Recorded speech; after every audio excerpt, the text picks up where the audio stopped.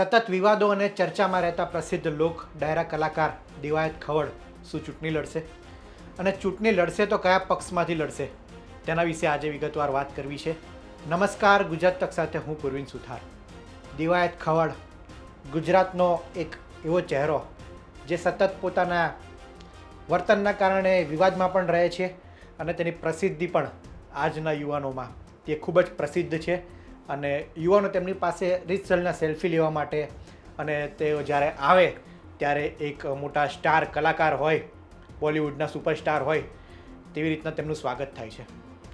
દિવાયત ખવડ એ ગુજરાતનો આજે લોક ડાયરા માટે જાણીતો ચહેરો છે.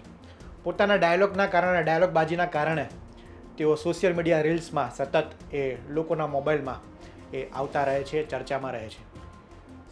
વિવાદોથી તેમનો પુરાનો નાતો છે, કારણ કે સતત પહેલાં અગાઉ કીર્તિ પટેલ સાથે તેમની બબાલ હોય કે બ્રિજરાજ ગઢવી સાથે બબાલ હોય કે તાજેતરમાં જ સનાથલમાં ડાયરા મામલે થયેલી બબાલના કારણે દિવાયત ખવડ એ ચર્ચામાં રહે છે.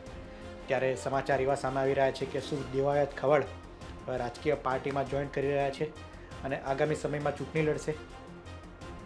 મીડિયા અહેવાલોના અનુસાર અને મીડિયાએ તેમના મામા રામકુભાઈના લીધેલા ઇન્ટરવ્યૂ પ્રમાણે તેમનું કહેવું છે કે દિવાયત ખવડ એ ટૂંક સમયમાં રાજનીતિમાં આવી શકે છે અને રાજનીતિમાં આવવા માટે તેઓ 2 વર્ષથી તેમની ઈચ્છા છે કે તેઓ રાજનીતિમાં આવે, કારણ કે તેમનું હવે એક સ્વપ્ન રહી ગયું છે કે રાજનીતિમાં આવી અને લોકોની સેવા કરે. રાજનીતિમાં આવવું એ દરેક લોકોનો એ અધિકાર છે અને દરેક લોકો રાજનીતિમાં આવી પણ શકે છે. અને પ્રસિદ્ધ કલાકારો, ભારતીય જનતા પાર્ટીની વાત કરીએ તો તે એ પ્રસિદ્ધ કલાકારો હોય, સમાજમાં આગેવાન લોકો હોય અને એક નામના ધરાવતા વ્યક્તિ હોય, તેમને સતત તેઓ ભારતીય જનતા પાર્ટીમાં આવે તેવો પ્રયાસ કરી રહ્યા છે. અને ઘણા લોકો ભારતીય જનતા પાર્ટી સાથે જોડાયેલા પણ છે. નામાંકિત ડૉક્ટરની વાત કરીએ, વૈજ્ઞાનિકો હોય કે સમાજમાં અગ્રણી સ્થાન ધરાવતા લોકો હોય, તે ઘણા લોકો એ ભારતીય જનતા પાર્ટી સાથે જોડાયેલા છે. ત્યારે ભારતીય જનતા પાર્ટીને શું દિવાયત ખવડે ઓફર કરી છે તે પણ અત્યારે એક મોટો સવાલ છે, કારણ કે ચર્ચાઈ રહ્યું છે કે દિવાયત ખવડ એ ભારતીય જનતા પાર્ટીમાં જોઈન થઈ શકે, કારણ કે તેમના મામા રામકુભાઈના કહેવા અનુસાર ભારતીય જનતા પાર્ટીના લોકો સાથે તેમનો વધારે સંબંધ રહેલો છે, વધારે મિત્રતા તે ભારતીય જનતા પાર્ટીના લોકો સાથે તેમની છે. તો આગામી સમયમાં શું દિવાયત ખવડ એ ભારતીય જનતા પાર્ટીમાં જોઈન થશે?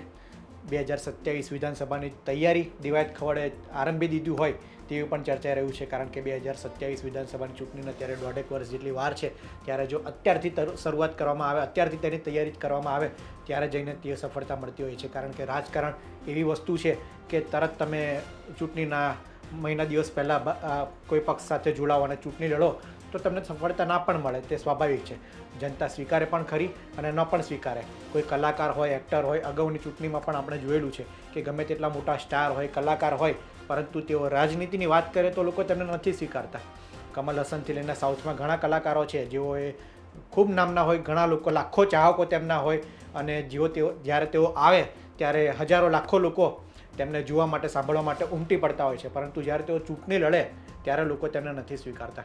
બીજી તરફ ઘણા કલાકારોને, નેતાઓને તેઓ નેતા તરીકે લોકોએ સ્વીકાર્યા પણ છે. ત્યારે જો દિવાયત ખવડ એ રાજનીતિમાં આવે અને ચૂંટણી લડે તો લોકો તેમને કેટલા સ્વીકારશે તે પણ જોવું રહ્યું. અને અત્યારે સવાલ એ પણ છે કે જો ભારતીય જનતા પાર્ટીના નેતાઓ સાથે કે તેમના મિત્રો હોય તો આવા લોકો કોણ છે જેમની સાથે દિવાયત ખવડ જોડાયેલા છે અને દિવાયત ખવડને રાજનીતિમાં લાવવા માટે, એટલે કે ભારતીય જનતા પાર્ટીમાં જોવા માટે એ કોણ ઓફર કરી રહ્યું છે તે પણ એક સવાલ છે. અને આગામી સમયમાં દિવાયત ખવડ ક્યારે એ રાજનીતિમાં જોડાય તે ચર્ચાએ જોર પકડ્યું છે, કારણ કે તેમના મામા રામકુભાઈ જે દુધઈના વતની છે, સુરેન્દ્રનગરના તેઓ વતની છે, તેમના કહેવા અનુસાર દિવાયત ખવડ એ રાજનીતિમાં આવી શકે છે. ત્યારે દિવાયત ખવડની વાત કરીએ તો તેઓ સુરેન્દ્રનગરના દુધઈના વતની છે. વર્ષો સુધી તેમનું બાળપણ એ દુધઈમાં વીત્યું છે. પ્રારંભિક અભ્યાસ પણ તેમણે દુધઈમાં કર્યો છે. દિવાયત ખવડને એ સ્કૂલે જવું નહોતું ગમતું અને બાળપણથી જ તેમનો ગામમાં ફરવાનો એ તેમનો સ્વભાવ રહ્યો છે. સ્કૂલે જવાની બદલે તેઓ બહાર ફરવાનું, લોકો સાથે ફરવાનું, મિત્રતા કેળવવી અને તે બધું વધારે પસંદ કરતા હતા. અને તેના જ કારણે તેઓ શરૂઆતના દિવસોમાં, તેમની યુવાનીમાં તેઓ ધીમે ધીમે ડાયરા કરવા લાગ્યા અને આજે ડાયરા કલાકાર તરીકે તેઓ પ્રસિદ્ધ છે. તેમની ડાયલોગબાજીના કારણે તેઓ વધારે ચર્ચામાં રહે છે. અને તેમનો સ્વભાવની વાત કરીએ તો સ્વભાવથી જ શરૂઆતમાં જ તેઓ લોકો સાથે આ રીતના ઝઘડી પડવાનો ને એમનો સ્વભાવ રહ્યો છે. ત્યારબાદ તેઓ પ્રસિદ્ધ બન્યા ત્યારે તેમનો સ્વભાવ બદલાયો છે અને તેમના મામા પણ તેમને એ અપીલ કરી રહ્યા છે કે તેમણે આ બધા મારામારી ઝઘડાથી દૂર રહેવું જોઈએ, કારણ કે પ્રસિદ્ધ કોઈ વ્યક્તિ બન્યા હોય ત્યારે સોશિયલ મીડિયામાં કોઈ પોસ્ટ વાયરલ કરી હોય, કોઈ ધમકી આપી હોય કે કોઈ આપણને ઉકસાવતું હોય તો તેની વાતોમાં ન આવીને આપણે આપણા કામ પર ધ્યાન આપવું જોઈએ તેવું તેમનું મામાનું પણ કહેવું છે.